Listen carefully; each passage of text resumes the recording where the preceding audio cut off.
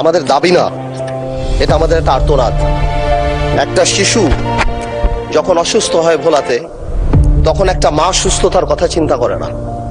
চিন্তা করে আমরা যে এই ভৌগোলিক কারাগারে 12 ঘন্টা 14 ঘন্টা লাগবে, লঞ্চ নাই, সন্ধ্যা 6টা থেকে পরের দিন সকাল 6টা 8টা পর্যন্ত আমরা যেতে পারি না কোথাও।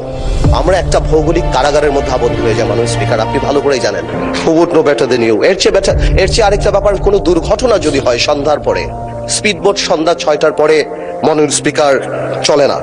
তো সেই ক্ষেত্রে আজকে দুঃখজনক যে 2026 সালে আমরা ভূখণ্ড, মানে মূল যে ভূখণ্ড তার চেয়ে কত দূরে, এবং এই কারাগার থেকে যে আমরা কবে মুক্তি পাবো আসলে আমরা বলতে পারি না। স্পিকার, আমি আরেকটা আলোকে আমি এই কথাটা বলতে চাই। স্পিকার,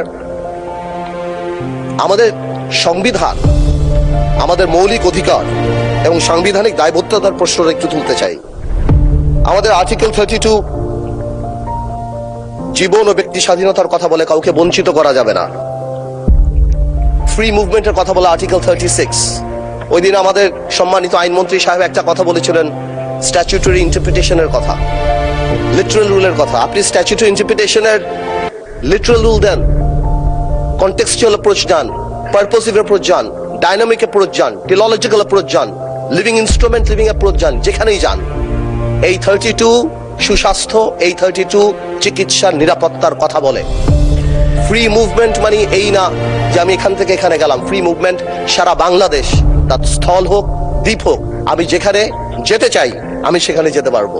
কিন্তু আজকে আমরা কেমন জানি একটা অস্থায়ী অবহেলার মধ্যে পড়ে গিয়েছি মাননীয় স্পিকার।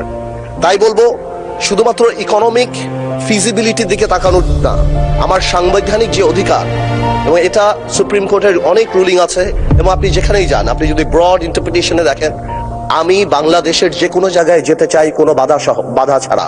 কোনো ধরনের ফিনান্সিয়াল বাধা বা অবস্ট্রাকশন বা এই ধরনের অবস্ট্রাকশন এটা কোনোভাবেও সংবিধান অ্যালাউ করে না, এবং সংবিধান এখানে পজিটিভ দায়িত্ব দেয় রাষ্ট্রকে যে আমার এই বাধা সুনিশ্চিত করা।